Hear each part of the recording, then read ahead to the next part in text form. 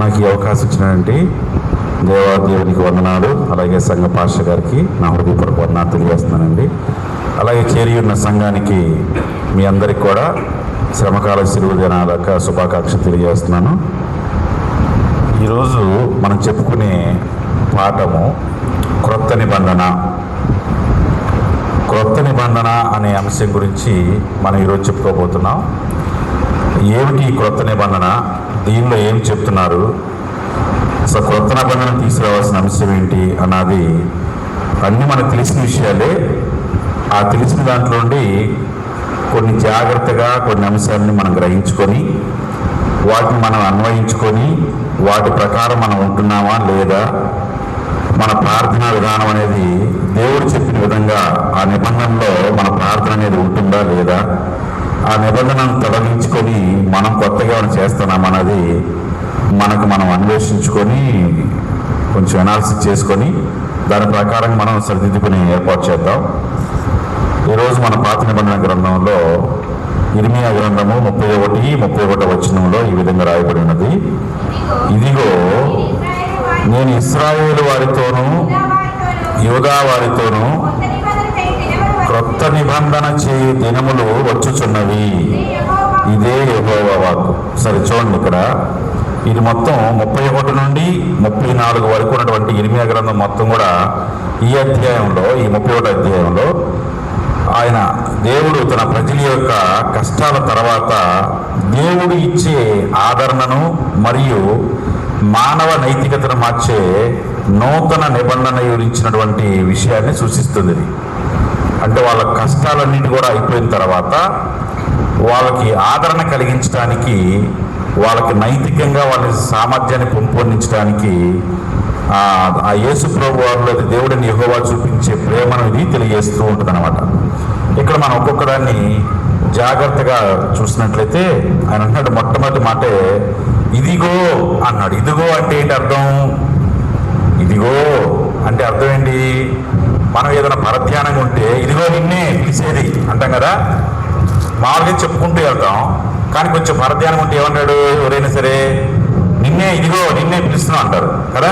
అలాగే ఇక్కడ అన్నాడు దేవుడు, ఇదిగో నేను ఇశ్రాయేలు వారితోనూ యూదా వారితోనూ క్రొత్త నిబంధన చేయు దినములు వచ్చుచున్నవి. మనకు కూడా తెలుసు బైబిల్లో పాత నిబంధన క్రొత్త నిబంధన అనేది ఉందని. యేసుప్రభు పుట్టకున్నటువంటి అన్నీ కూడా పాత నిబంధన గ్రంథంలో జరిగినవని, యేసుప్రభు పుట్టిన దగ్గర ఉన్నదంతా కూడా క్రొత్త నిబంధన అనే విషయం అందరూ తెలుసు. అందుకని అన్న ముందుగానే మనకు అన్ని కొన్ని తెలిసిన విషయాలు అన్నీ, వాటిని జాగ్రత్త మనం విందాము అని. ఇక్కడ ఈయన అన్నాడు, ఇదిగో నేను ఇశ్రాయేలు వారితోనూ యూదా వారితోనూ క్రొత్త నిబంధన చేయు దినములు వచ్చుచున్నవి అన్నాడు. వచ్చుచున్నవి అంటే అర్థం ఏంటి? వచ్చినవా, వచ్చేసినవా, వస్తూ ఉన్నవా? ఇక్కడ మూడు వేరు మాటలు. వచ్చుచున్నవి అంటే రాబోచున్నవి అని అర్థం. ఇంకా రాలా లేదా జరిగిపోలా, జరిగిపోతే వచ్చేసినవి అనేవాళ్ళు. ఒకరు వచ్చి ఉంటే వచ్చినవి అనేవాళ్ళు. ఇప్పుడు ఏమన్నారంటే వచ్చుచున్నవి అంటే రాబోచున్నవి, రాబోయే కాలంలో, భవిష్యత్ కాలంలో అవి రాబోచున్నవి అని అర్థం. అంటే నేను ఇశ్రాయేలు వారితో యూదా వారితోనూ క్రొత్త నిబంధన చేయు దినములు వచ్చుచున్నవి, ఇదే యెహోవా వాక్కు. నేను వారితో ఒక క్రొత్త నిబంధన చేసే దినాలు, రోజులు రాబోచున్నవి. ఇది నేను చెప్తున్నా, అంటే యెహోవా, ఇదే యెహోవా వాక్కు. రైట్. ఇప్పుడు క్రొత్త నిబంధన చేయు దినములు వచ్చుచున్నవి అంటే పాత నిబంధన దినములు అయిపోతున్నాయి అనే అర్థం. క్రొత్త నిబంధన వస్తుంది అంటే పాత నిబంధన అనేది ఉన్నది అని అర్థం, అంతే కదా. పాత నిబంధన అనేది ఉన్నప్పుడు క్రొత్త నిబంధన చేయు దినములు ఎందుకు అంటే పాత నిబంధనలో ఏమున్నది, క్రొత్త నిబంధనలో దేవుడు ఏం చేయబోతున్నాడు అర్థమేనమాట. పాత నిబంధన ఉన్నది, ఆ పాత నిబంధన తర్వాత రాబో దినములలో యూదా వారికి ఇశ్రాయేలు వారికి నేను క్రొత్త నిబంధన చేయు దినములు వచ్చుచున్నవి, ఇదే యెహోవా వాక్కు. ఇది ఈరోజు మనం చెప్పుకున్నది. అంటే పాత నిబంధన ఉన్నది, కానీ కొత్త నిబంధన అనేది వస్తుంది. అది మనం తెలుసుకోవాలి. ఓకేనమ్మా? రైట్. ఇక్కడ మనం ఒక చిన్న సలహా మనందరికీ మన బైబిల్ ప్రతి వారం ప్రతిరోజు చదివిస్తూ ఉంటారు అయ్యగారు. చాలా అందరు పిల్లలు, మన పిల్లలు కానీ పెద్దలందరూ చదువుతారు. కాకపోతే ఇక్కడ చేసి చిన్న మిస్టేక్ ఏంటంటే మన వాళ్ళందరూ కొంచెం త్వరగా చదువుతారు, స్పీడ్గా. ఆ స్పీడ్గా చదివే ఆ టెన్షన్లో తప్పులు పోతూ ఉంటాయి. నిదానంగా చదవండి, అందరూ ఖచ్చితంగా చక్కగా చదువుతారు. కాదు మనం ఏంటంటే స్పీడ్గా చదివితేనే బాగా చదివినట్టు అనే ఒక రకమైన అపోహలో మనం ఏం చేస్తామంటే స్పీడ్గా చదివేస్తాం, అంతే. ఈ వాటిని చెప్పారంటే ఇప్పుడు మనం చెప్పుకున్న వాక్యం కూడా, ఏ వాక్యం అయినా సరే జాగ్రత్తగా వింటే అందులో ఉన్న విషయం మనకు అర్థమైంది. మనం అలా నిబంధన, అసలు నిబంధన అంటే ఏంటి? కండిషన్. నిబంధన అంటే ఏంటి? నిబంధన అంటే మనకు తెలిసిందే. నిబంధన అంటే షరతు, లేకపోతే నియమం, లేకపోతే వడంబడిక. నీకు నాకు మధ్య మనం మాట్లాడుకున్నాం, ఒక కాగితం మీద రాసుకున్నాం, బాండ్ పేపర్ మీద. మనం ఏం చేయాలి అంటాం కదా, మన రోజువారీ భాషలో నీవు నేను మాట అనుకున్నాం కదా, ఆ మాట ప్రకారం ఉండాలి. అదే నిబంధన. ఇలా అనుకున్నాం, ఇదే షరతు. లేకపోతే మా కంపెనీలో పనిచేయాలంటే ఈ నియమాలు, ఈ పాలన పాటించాల్సిందే. అవునా? కండిషను, రూలు, లేకపోతే క్లాజు, ఇలా అంటూ ఉంటాం. ఈ నిబంధన అనేది ఆ ఒప్పందంలో మనం మాట్లాడుకున్న విషయాల్లో ఏ విధి విధానాలు ఉన్నాయి, ఏం చేయాలనండి, ఏం చేయకూడదనండి, ఇలా అన్నీ పొందుపరుచుకుంటాం. దాన్ని మనం ఒక కండిషన్, నిబంధన అంటాం. రైట్. ఇప్పుడు దేవుడు ఒక నిబంధన ఇచ్చి ఉన్నాడు. ఆ నిబంధనని మనం పాత నిబంధనలో ఏం చెప్పాడు, దాన్ని మరలా కొత్త నిబంధనలో అది ఎందుకు తీసుకురావాలి, ఏం చెప్పాలనుకున్నాడు అన్నది కనుక మనం చూసినట్లయితే, ఆయన అన్నాడు, ఐగుప్తులో నుండి వారిని రప్పించుటకై నేను వారిని చెయ్యి పట్టుకుని దినమున వారి పితరులతోనూ నేను చేసిన నిబంధన వంటిది కాదు. నేను వారి పెనిమిటనేనను వారు ఆ నిబంధనను భంగము చేసి కొనిరి. ఇదే యెహోవా అన్నాడు, ఈ యోధా వారికి ఇశ్రాయేలు వారికి కొత్త నిబంధన చే దినాలు వస్తూ ఉన్నవి. అయితే ఐగుప్తులో నేను వారు రప్పించడానికి నేను వారి చెయ్యి పట్టుకుని దినమున వారి పితరులతో నేను చేసిన నిబంధన వంటిది కాదు. జాగ్రత్త వినాలి. నేను యూదా వారికి ఇశ్రాయేలు కొత్త నిబంధన తీసుకురాబోతున్న రోజులు వస్తూ ఉన్నవి. అయితే ఈ కొత్త నిబంధనలో ఉన్నటువంటి నిబంధన నియమాలు నేను వారి పితరులని ఐగుప్తులోని తీసుకొచ్చినప్పుడు, చెయ్యి పట్టుకొని తీసుకొచ్చినప్పుడు వారితో నేను చేసిన నిబంధన వంటిది కాదు. ఏది కాదు? క్రొత్త నిబంధన. అప్పుడు నేను ఐగుప్తులో వారిని చెయ్యి పట్టుకొని తీసుకొచ్చినటువంటి నిబంధన వంటిది ఈ క్రొత్త నిబంధన కాదు అని చెప్తున్నాడు. అటువంటిది కాదు. నేను వారి పెనిమిటినైనను వారు ఆ నిబంధనను భంగం చేసుకుని, ఆ టైంలో వారు బానిసత్వంలో ఉండి మొరపెట్టినప్పుడు వారి మొర విని, వారు మూలుగులు విని వారిని రక్షించాలనే ఉద్దేశంతో నేను నా యొక్క నమ్మకమైనటువంటి నా సేవకుడు మోషేని ఏర్పాటు చేసుకొని వారందరిని చెయ్యి పట్టుకొని ఐగుప్తుల నుండి, బానిసత్వం నుండి నేను తీసుకొని వచ్చి వాళ్ళకి నేను అన్నీ చేసి పెడితే, చెయ్యి పట్టుకొని అన్నమాట, వారిని చెయ్యి పట్టుకున్న దినమున వారి పితరులతో నేను కొన్ని నిబంధన చేశాను. నేను వారికి పెనిమిటినైనాను, వారికి అత్తగా, భర్తగా, వారికి అండగా, అన్నిటిగా నేను ఉన్నాను. కానీ ఏం చేశారంటే వారు అన్నిటికీ ఉండగాని ఆ నిబంధనను వారు భంగము చేసుకునిరి. నేను వాళ్ళే చెప్పారు, వాళ్ళే నాకు విజ్ఞాపన చేశారు, విన్నపాలు ఎంతో ఏడ్చారు, కన్నీరు గార్చారు, శ్రమలను అనుభవించారు. ఈ విధమైన వారి చెయ్యి పట్టుకొని ఆ ఐగుప్తు నుండి వారు నడిపించుకుంటూ వస్తే వారి కోసం నేను ఒక నిబంధన ఏర్పాటు చేస్తే వాళ్ళు చేసినటువంటి నిబంధన, వాళ్ళకి నేను ఇచ్చినటువంటి నిబంధనను నేను చేసిన ఏం చేశారు? భంగము చేసుకునేది. నేను అంత చేసినా కూడా వాళ్ళు భంగం చేశారు. అంటే నా మాట, నా నిబంధన, నా నియమాలు ఏవి వాళ్ళు వినలేదు. ఎక్కడ? కొత్త నిబంధన, పాత నిబంధనలోనా? పాత నిబంధనలో నేను చేసినటువంటి నిబంధనను వాళ్ళు వినలేదు.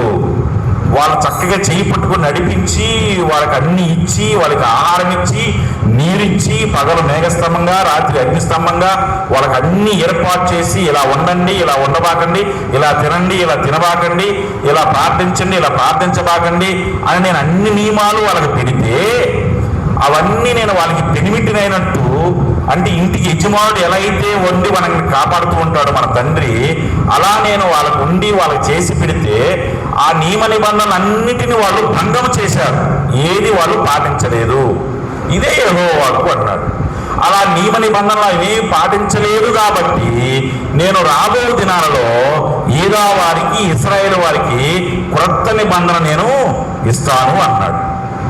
రైట్.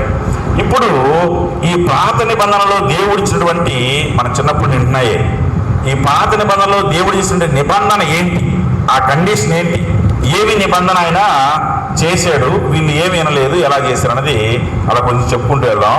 ఆ ద్వితీయోపదేశ కాండము 6వ అధ్యాయము, ద్వితీయోపదేశ కాండము 6వ అధ్యాయము లేదా 5వ అధ్యాయంలో 2-3 వచనాలు చూసి 6వ అధ్యాయంకి వెళ్దాం.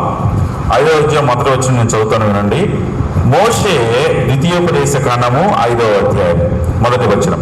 మోషే ఇశ్రాయేలును అందరినీ పిలిపించి ఇట్లనెను, ఇశ్రాయేలీయులారా, నేను మీ వినికిడిలో నేను చెప్పుచున్న కట్టడలను విధులను విని వాటిని నేర్చుకొని వాటిని అనుసరించి నడువుడి. మన దేవుడైన యెహోవా హోరేబులో మనతో నిబంధన చేసెను. యెహోవా మన పితరులతో కాదు, నేను ఇక్కడ సజీవులమై ఉన్న మనతోనే ఈ నిబంధన చేసెను, నిబంధన చేసెను. రైట్. ఇప్పుడు 6వ అధ్యాయంలో చూస్తుంటే నిబంధన అనే మాట గురించి చెప్తున్నా. మన దేవుడిని యెహోవా హోరేబులో మనతో నిబంధన చేశాడు, మన పితరులతో కాదు, మన సజీవుడు వెండగానే మనతో ఈ నిబంధన చేశాడు. ఏంటి ఆ నిబంధన? మనకు తెలిసిన విషయమే, అవునా? ఇశ్రాయేలు జనాంగం అంతా కూడా ఎలా ఉండాలో తెలుసుకోవడం కోసం మోషే గారిని సీనాయి పర్వతం మీదకి పిలిచి ఆయన కొన్ని ఆజ్ఞలు ఇచ్చాడు కదా. 5వ అధ్యాయంలో 22వ మనకి ఇచ్చాడు కదా కొన్ని. 6వ వచనం 5:6లో, దాసుల గృహమైన ఐగుప్తు దేశము నుండి నిన్ను రప్పించిన నీ దేవుడైన యెహోవాను నేనే, నీ దేవుడైన యెహోవాను నేనే అని కొన్ని మన ఆజ్ఞలు ఇచ్చాడు. 10 ఆజ్ఞలు తెలిసినాయి మనందరికీ. నేను తప్ప మీకు వేరే దేవుడు ఉండకూడదు, ఇలా చేయకూడదు, నరహత్య చేయకూడదు, వ్యభిచరింపకూడదు, అబద్ధం ఆడకూడదు, పొరుగు, ఇవన్నీ మనకు తెలిసినాయి. ఇలా కొన్ని ఆజ్ఞలని అప్పుడున్నటువంటి యూదా జనం, ఇశ్రాయేలు జనం అంతటి కూడా ఆజ్ఞలని మోషే ద్వారా ప్రభువు వారు వాళ్ళకి ఆజ్ఞాపించాడు. ఆ ఆజ్ఞలను ఏం చేశాడు అంటే 22వ వచనంలో ఈ మాటలను, ఏ మాటలను? దేవుడు ఆజ్ఞాపించిన ఆజ్ఞలు ఏవైతే ఉన్నవో ఆ ఆజ్ఞలని యెహోవా ఆ పర్వతం మీద అగ్ని మేఘగాఢాంధకారముల మధ్య నుండి గొప్ప స్వరముతో మీ సమాజమంతటితో చెప్పి 2 రాతి పలకల మీద వాటిని రాసి నాకిచ్చాను. 2 రాతి పలకల మీద రాసి నాకిచ్చాను. ఇది ఈ పాయింట్ గుర్తుంచుకోండి. ఎక్కడ రాశాడు? రాతి పలకల మీద రాసి మోషే గారికి ఇచ్చాడు కదా. ఆ రాతి పలకల మీద ఏం రాశాడు? నియమాలు రాశాడు, నిబంధనలు రాశాడు, ఏం చేయాలి అన్నదాన్ని నిబంధన చేశాడు, రాసిచ్చాడు యెహోవా దేవుడు. ఆ నిబంధనలు పట్టుకొని మోషే గారు మనం తెలిసింది ఆ పర్వతం నుండి, మరియు ఆ పర్వతం అగ్ని వల్ల మండుచున్నప్పుడు ఆ చీకటి మధ్య నుండి ఆ స్వరమును విని మీరు అనగా మీ గోత్ర ప్రధానులు, మీ పెద్దలను నా యొద్దకు వచ్చి మీ దేవుడైన యెహోవా తన ఘనతను మహత్యను మాకు చూపించినని చెప్పేసి ఇదంతా కూడా వాళ్ళ పెద్దలు వాళ్ళు, అయ్యా మేము అసలు ఆ స్వరం విన్నాము, మేము మరలా ఆ స్వరాన్ని అంటే దేవుని యొక్క స్వరాన్ని మేము కూడా విన్నాము, కానీ దాన్ని వినేంత శక్తి మాలో లేదయ్యా, ఆయన ప్రభావాన్ని చూసేంత శక్తి మాకు లేదు, మేము చాలా మూర్ఛిల్లిన వాళ్ళమై ఉన్నాము, నీవే విని నీవే తెలుసుకొని వచ్చి ఆ సంగతులు మాకు తెలియజేయమని మోషేకి అక్కడున్న వారందరూ కూడా వేడుకుంటారు, ఆ ఇశ్రాయేలు జనాంగం అంతా కూడా. ఎందుకంటే ఆ ప్రకాశమానటువంటి ఆ యొక్క శక్తిని, ఆ మహిమను, ఆ స్వరమని మేము వినలేకున్నాము, కానీ విన్నాము, చాలా సంతోషం అని చెప్తూ చెప్తూనే సంతోషపడుతూనే, కానీ మేము దాన్ని భరించలేమయ్యా, చాలా భయంతోనూ వణుకుతోనూ మేము చాలా అల్లాడిపోతున్నాం, మీరే విని ఆ విషయాన్ని మాకు తెలియజేయండి అని ఇశ్రాయేలు జనాంగము మోషేని వేడుకుంటారు. అలా వేడుకున్నప్పుడు ఏమవుతుంది అంటే, నా ఆజ్ఞలన్నింటినీ అనుసరించి మనస్సు వారికి ఉండిన మేలు, ఇక్కడ ఏదైతే ఉందని అంటున్నాడు, మీ గుడారంలో తిరిగిడని నీ వారితో చెప్పుము అని దేవుడు ఆయన్ని చెప్పి 33 అంటున్నాడు, మీరు కుడికే గాని ఎడమకే గాని తిరగక మీ దేవుడైన యెహోవా ఆజ్ఞాపించినట్లు చేయుటకు జాగ్రత్త పడవలెను. మీరు స్వాధీనపరచుకున్న దేశంలో మీరు జీవించుచు మేలు కలిగి దీర్ఘాయుష్మంతులగినట్లు మీ దేవుడైన యెహోవా మీకు ఆజ్ఞాపించిన మార్గములన్నిటిలో నడుచుకోండి. నేనేమేమైతే ఆజ్ఞాపించానో, ఏమేమైతే చేయమన్నానో, ఏదైతే వినమన్నానో, ఏదైతే తినమన్నానో, ఏదైతే పాడమన్నానో, ఏదైతే ఉచ్చరించమన్నానో, దేనికి నమస్కరించమన్నానో, దేని ఎదురు సాగిల పడమన్నానో, దేని ఎదురు సాగిల పడవద్దని చెప్పానో, అన్ని ఏదైతే చెప్పానో వాటన్నిటిని మీరు జాగ్రత్తగా ఇచ్చి ఆజ్ఞాపించిన మార్గం అన్నింటిలో మీరు నడుచుకోండి అని దేవుని ద్వారా మోషేకి తెలియజేస్తే, మోషే వచ్చాయి మీరు ఇలా చేయండి, మీరు ఇలా చేయబాకండి అని పాత నిబంధన గ్రంథంలో దేవుడు కొన్ని నియమ నిబంధనలు యూదా ఇశ్రాయేలు వారికి ఇచ్చాడు. రైట్, ఇచ్చాడు. ఇప్పుడు 6వ అధ్యాయము 4వ వచనంలో చూద్దాం. ఇశ్రాయేలు వినుము, మన దేవుడైన యెహోవా అద్వితీయుడగు యెహోవా. నీ పూర్ణ హృదయముతోనూ, నీ పూర్ణాత్మతోనూ, నీ పూర్ణ శక్తితోనూ నీ దేవుడైన యెహోవాను ప్రేమింపవలెను. నేడు నేను నీకు ఆజ్ఞాపించి మాటలు నీ హృదయములో ఉండవలెను. నీవు నీ కుమారులకు వాటిని అభ్యసింపజేసి నీ ఇంట కూర్చుండునప్పుడు, త్రోవ నడుచునప్పుడు, పండుకున్నప్పుడు, లేచినప్పుడు వాటిని గూర్చి మాటలాడవలెను. సూచనగా వాటిని నీ చేతికి కట్టుకొనవలను. అవి నీ కన్నుల నీ కన్నుల నడుమ బాసికము వలె ఉండవలను. నీ ఇంటి ద్వారబంధముల మీదను, నీ గోడల మీదను వాటిని వ్రాయవలెను. ఇశ్రాయేలు, ఇందాడేమో ఇదిగో, ఇప్పుడేమన్నాడు? ఇశ్రాయేలు విను. ఏమని వినాలా? మన దేవుడైన యెహోవా అద్వితీయుడగు యెహోవా. అద్వితీయుడు అంటే ద్వితీయుడు లేడు, రెండో వాడు లేడు, ఒక్కడే, ఆయనే యెహోవా. అద్వితీయుడగు యెహోవా నీ పూర్ణ హృదయముతోనూ, నీ పూర్ణాత్మతోనూ, నీ పూర్ణ శక్తితోనూ నీ దేవుడైన యెహోవాను ప్రేమింపవలెను. నేడు నేను నీకు ఆజ్ఞాపించి మాటలను నీ హృదయములో ఉంచుకో. నీవు నీ కుమారులకు వాటిని అభ్యసింపజేసి, ఎవరికి అభ్యసింపజేసి? నీ కుమారునికి, నీ ఇంటిలో వారికి అభ్యసింపజేసి, నీ ఇంట కూర్చుండినప్పుడును, త్రోవన నడుచునప్పుడును, పండుకున్నప్పుడును, లేచినప్పుడును వాటిని గూర్చి మాట్లాడవలెను. రైట్, ఇక్కడ ఒక్క మాట చెప్పుకున్నాం. నీ కుమారులకు వాటిని అభ్యసింపజేయడం అంటే నేర్పటం. అరే బాయ్, దేవుడు మనకి ఇచ్చిన ఆజ్ఞలు ఇవి, అవునా, నువ్వు ఇలా ఉండాలా, ఇలా చేయకూడదు అంటే మన పితరులు నేర్పారు, మన పిల్లలకి మనం నేర్పుతాం, వాళ్ళు వాళ్ళ పిల్లలు ఇట్లా వాటిని అభ్యసింపచేయాలి. వాటిని అభ్యసింపజేసి నీ ఇంట కూర్చున్నప్పుడు, త్రోవ నడుచున్నప్పుడు, ఇంట్లో కూర్చున్న మన ఒక్కడే కూర్చున్నా ఇంకెవరు ఉంటారా? ఇంట్లో మన ఒక్కరంటే ఇంకెవరు ఉంటారా?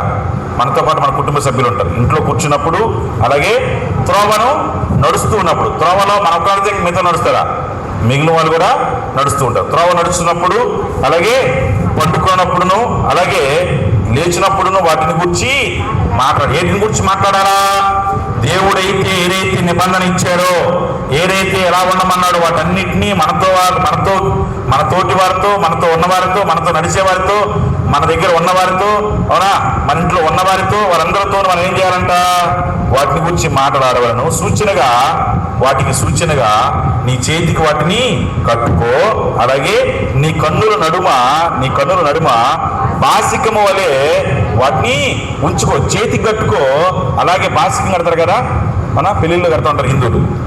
నీ కన్నుల నడుమ బాసికం వలె ఉండాలి. నీ ఇంటి ద్వారబంధముల మీద, నీ గౌరుల మీద వాటిని వ్రాయాలి.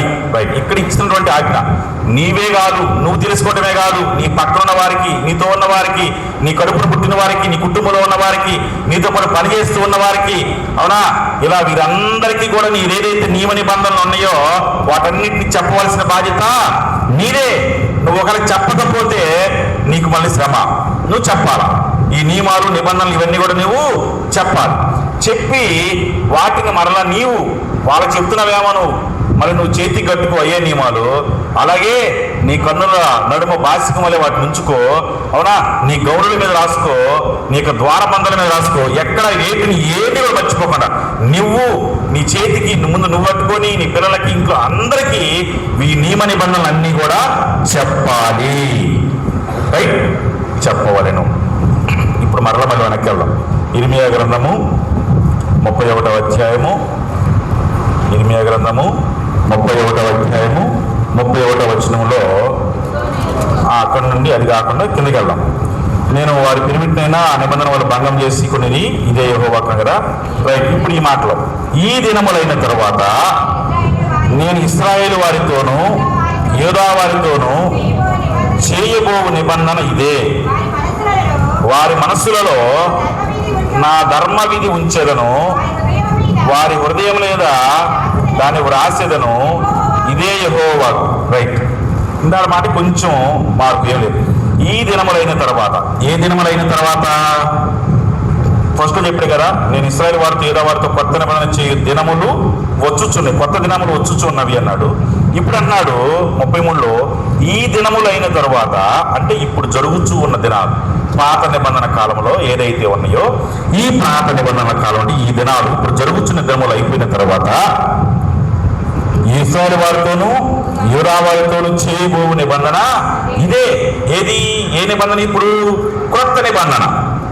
ఇందాక చెప్పిందేమో పాత నిబంధన. ఇప్పుడు నేను ఈ దినములు ఇప్పుడు జరుగుతున్న ఈ పాత నిబంధన దినములన్నీ అయిపోయిన తరువాత, ఈ దినములు అయిపోయిన తర్వాత నేను ఇశ్రాయేలు వారితోనూ యూదా వారితోనూ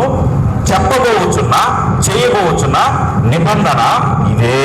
ఏంటంటే అది, వారి మనస్సులలో నా ధర్మ విధి ఉంచేదను, వారి హృదయముల మీద నా దాన్ని వ్రాసేదను, యెహోవా వాక్కు ఇదే. రైట్, దాని కూడా ఇచ్చింది కదా ధర్మవిధి. ధర్మవిధి అంటే ధర్మశాస్త్రం. ఇందాక కూడా మోషే గారి ద్వారా సీనాయి పర్వతం మీద దిగి ఇశ్రాయేలు జనాంగం అంతటికి కూడా పాత నిబంధన కాలంలో మీరు ఏం చేయాలి, ఏం చేయకూడదు, ఎలా ఉండాలనేది ఆజ్ఞలు 10 ఆజ్ఞలు రాసి 2 రాతి పలకలు రాసి ఆ రాతి పలకలు తీసుకొచ్చి వాళ్ళకి వినిపించి ఏం చేయాలి చెప్పయ్యా మోషే అంటే ఆయన వచ్చి చెప్పాడు ఇలా చేయండి అని. ఆ నిబంధనలన్నీ కూడా మీరు ద్వారాలను రాసుకోండి, చేతి కట్టుకోండి, కంటిగా కట్టుకోండి, ఇలా మీరు అందరికి చెప్పండి నడిచేటప్పుడు అని చెప్తామని చెప్పండి. అదే అందుకే 2-3 సార్లు చదివేదాన్ని, ఇలా చేయండి ఇలా చేయండి అని చెప్పాడు. కానీ ఇప్పుడు అన్నాడు నూతన నిబంధనలు అన్నాడు, ఈ దినములు అయిపోయిన తర్వాత ఇశ్రాయేలు వారితోనూ యూదా వారితోనూ నేను చేయబోవు కొత్త నిబంధన ఇదే. ఆ నిబంధన ఏంటయ్యా అంటే, వారి మనస్సులలో నా ధర్మ విధిని ఉంచెదను. ఇందాక ఎక్కడ ఉంచాడు ధర్మశాస్త్రాన్ని? రాతి పలకల మీద రాసి 10 ఆజ్ఞలను మోషేకి ఇచ్చాడు. ఇప్పుడు అన్నాడు ధర్మశాస్త్రం విధిలో ఎన్ని కూడా అవలంబించండి, అవి మంచిదే. కానీ ఇప్పుడు ఈ కొత్త నిబంధనలు మీరేం చేస్తారంటే, నేను చెప్పబోచున్న ధర్మశాస్త్రం ఏదైతే ఉందో కొత్త నిబంధనలో దానిని మీరు మీ మనస్సులలో వాటిని వ్రాసికొనండి. గుమ్మముల మీద ఇందాడేమో అక్కడ చెప్పాడు. ఇప్పుడు మీరు చేతికో లేకపోతే కన్ను నడుమునో లేకపోతే ఇంకోటి కూడా కాకుండా మీ మనస్సులలో నా ధర్మశాస్త్రాన్ని ఉంచెదను, ఆ ధర్మశాస్త్రం రాసిన సంగతులను మీ హృదయముల మీద దాన్ని వ్రాస్తాను.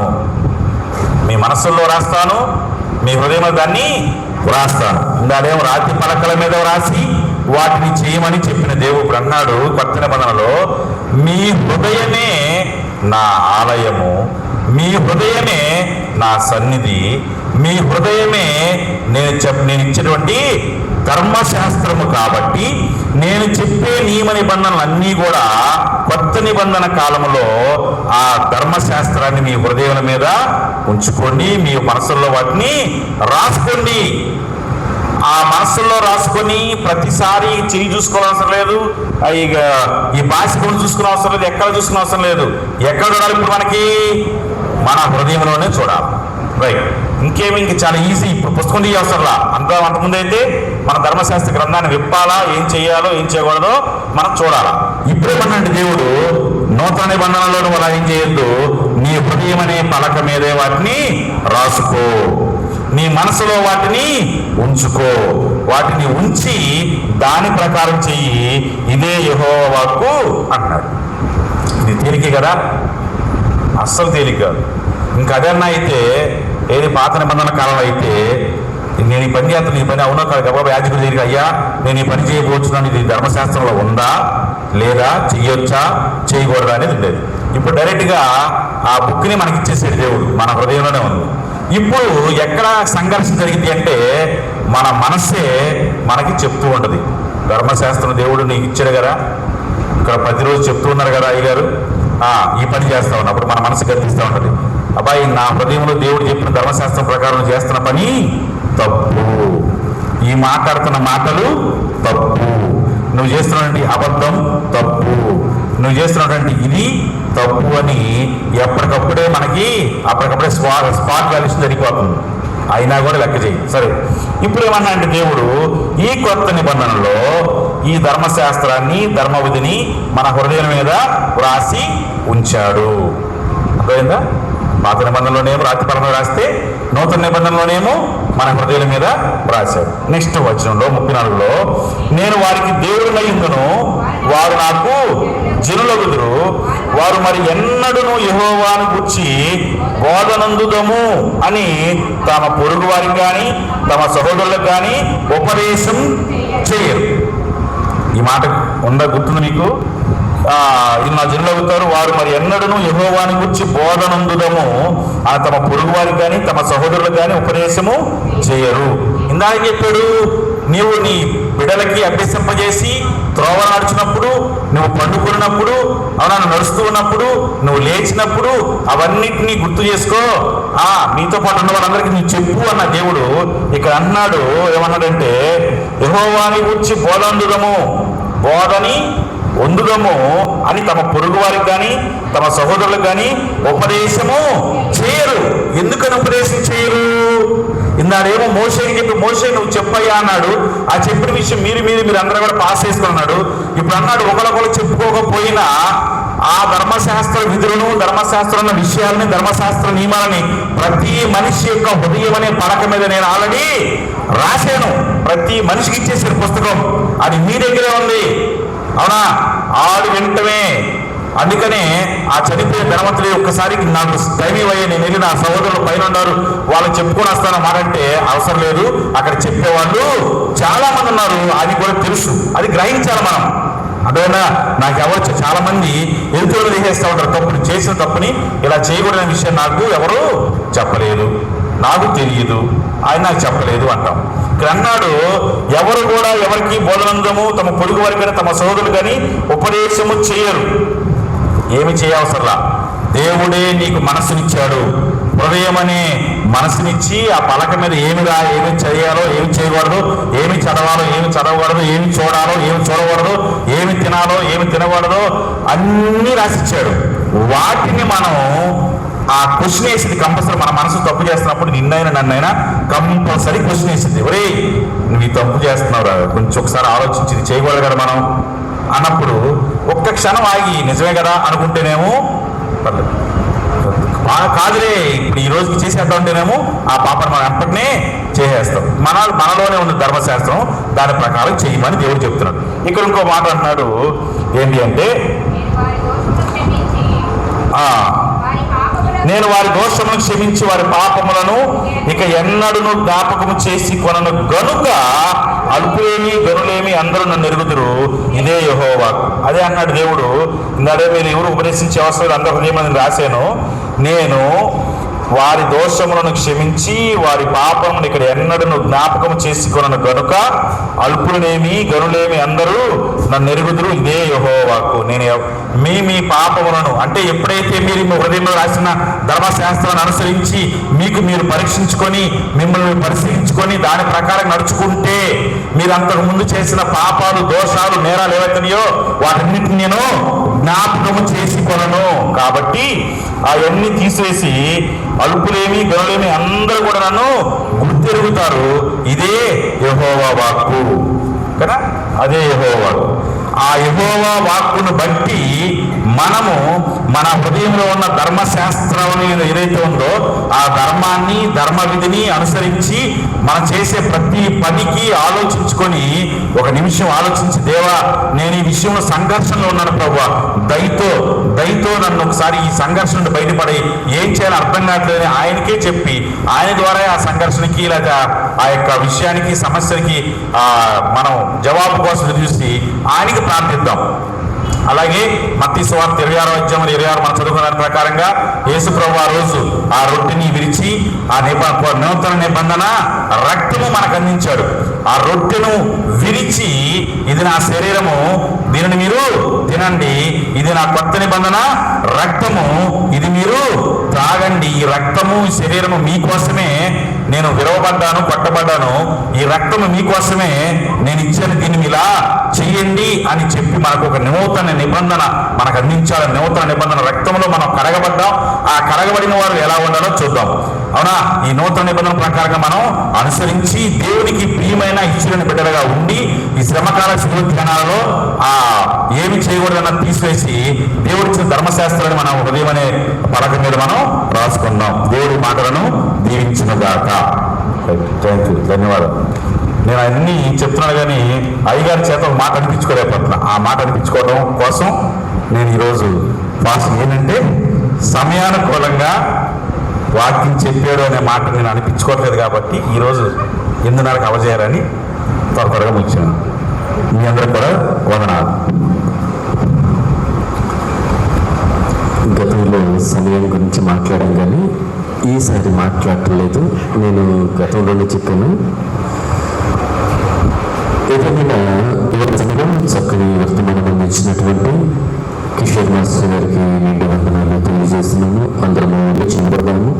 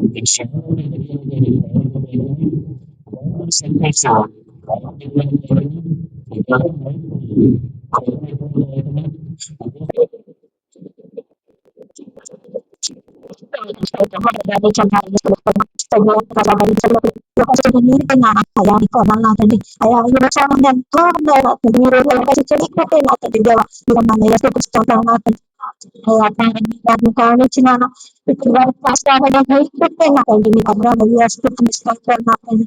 అయ్యా చేసిన ఆస్వాదించిన పుస్తకాన్ని తన జ్ఞాపకం చేసుకున్నట్టు మీకు అన్నప్పుడు వాటిని జ్ఞాపకం చేసుకున్నట్లండి మీకు అన్నాను వాటి చెప్పి అన్నాను ఎంతో బాగున్నాను అయ్యా ఆలోచించినట్టండి వాకించరంగా జీవించే భాగ్యం వచ్చినట్టండి మీకు అన్నాను అయ్యా కుటుంబంపై ఆశ్రదించినాను అయ్యా నాకండి మీకు అన్నాను ప్రభావాన్ని నమ్ముకున్న నేను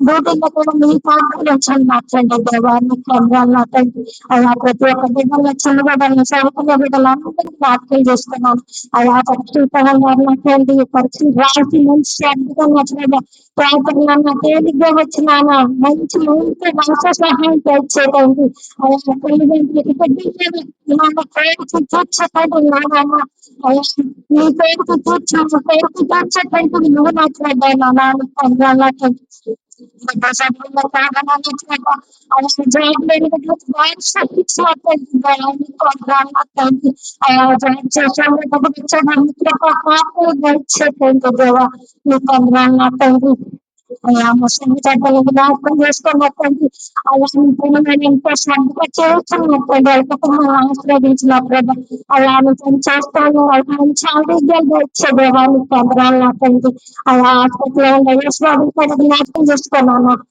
dengan proses pekerjaan dan itu kan yang dibawa dengan metode yang macam dibawa program atau ada mencari dan cara di sampai di dalam program atau orang bermasuk dalam usaha dan seperti orang yang terbaik క్షమించిన వచ్చేటి సహాయించిన దేవాన్ని పొందాలంటండి అలా ప్రతి ఒక్క బిడ్డలు ఏ అవసరాలతో వచ్చారన్నట్టండి ఆ అవసరాలు తీర్చకండి ఉన్నవాళ్ళ కొరకు తీర్చకండి ఉన్నదండి అలా నన్ను బిడ్డలుగా వాడుకోనట్టండి నా వచ్చే దాంట్లో వాటిని ఆలకించి అంగీకరించి ప్రతిఫలంగా వారిని దయచిన తప్పులను క్షమించి నా ప్రార్థనలు జరుపుతాను ప్రభావం యేసుక్రీస్తునామమున బతిమాలుచున్నాను తండ్రి